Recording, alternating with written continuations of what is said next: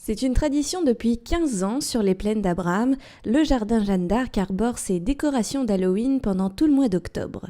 Les visiteurs peuvent ainsi découvrir librement et gratuitement une dizaine de personnages et leurs légendes, toujours en lien avec les plaines d'Abraham.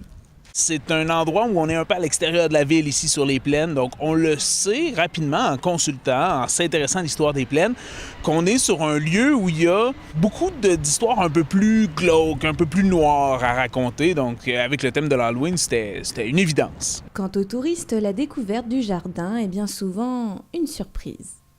C'est très joli, c'est très bien fait, c'est des bonnes explications. Je pense que le soir, ça doit vraiment être intéressant. Ces décorations qui se mélangent au parc public, c'est quelque chose qu'on voit pas en France et ça se marie bien et ça paraît normal. Et ça paraît normal, ouais, c'est ça. Si les promeneurs veulent prolonger l'expérience, la commission des champs de bataille nationaux organise des visites guidées pour petits et grands à partir du 11 octobre. La tournée ensorcelée, par exemple, permettra aux enfants de rencontrer le chasseur de trésors Ignace la Pépite.